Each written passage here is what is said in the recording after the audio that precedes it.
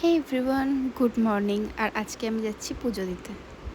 তো রেডি হয়ে নিচে চলে এসেছি, এবার এখনই জাস্ট বেরোবো। তার আগে একটু ফিশুগুলোকে দেখে নিই। High cuties. আর এই দেখো, অ্যাজ ইউজুয়াল আমাকে রেডি হয়ে ওয়েট করতেই হয়, তোমরা তো সবাই জানো। তো আমি জাস্ট বোর হওয়ার লিমিট ক্রস করে ওয়েট করছিলাম 1 ঘন্টা ধরে। আর বাইরে দেখো কি রোদ। আর এদিকে আমি ওকে গাড়ির ফাঁকে খুঁজে পেলাম। আর তারপর তো বেরোনো হলো রোদে পুড়তে পুড়তে। ভাই সাপ পুরো ঝলসানো রোদ ছিল। দেন কালীতলায় পৌঁছে তো ফার্স্টে মিষ্টি নিয়ে নিলাম, তারপরে পুজোর ডালা নিয়ে নিলাম। আর সবিক আঙ্কেলকে বললো যে খাড়াটা আর ফুলের মালা ওর ভিতরে অ্যাড করে দিতে।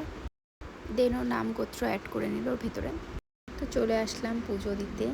আর এখানে এসে দেখি আজকে ভীষণ ভীষণ ভীষণ ভিড়। আজকের দিনটা ভীষণ ভালো, এটা আমি আগে জানতাম না আজকে এত ভিড় হবে। আমি জাস্ট এমনি পুজো দিতে গেছিলাম অ্যাজ এ শনিবার, সেই জন্যে। তো সেখানেও দাঁড়িয়েছিলাম 1 ঘন্টা মতো। অ্যাট লাস্ট তো আমাদের নাম্বার আসলো, এবার পুজো দিতে বসলাম। আর ডালাটাও কি সুন্দর লাগছিল দেখতে, আমি বারবার ভিডিও করছিলাম। আর এদিকে একটা আন্টি আঁচল উড়িয়ে আমার মুখের সামনে থেকে চলে গেল। আর এবার তোমরা এখানে মার মুখটা দেখো, মানে এতক্ষণ রোদে আসা, দাঁড়িয়ে থাকা, কষ্ট, ওয়েট করা সব এখানে সার্থক। জাস্ট মার মুখটা দেখলে আমি পুরো গলে যাই। দেন এখানে ভীষণই ভালো করে আজকে পুজোটা হয়েছে, পুরো অনেকক্ষণ ধরে। আর আমরাই লাস্ট ব্যাচ ছিলাম পুজো দেওয়ার, কারণ তখন অলরেডি 4টে বাজে। পুজো দিয়ে বেরিয়ে চন্দ্রমিত্র খেয়ে সবিক বললো কিছু খাবে, তো ভীষণ খিদে পেয়ে গেছে।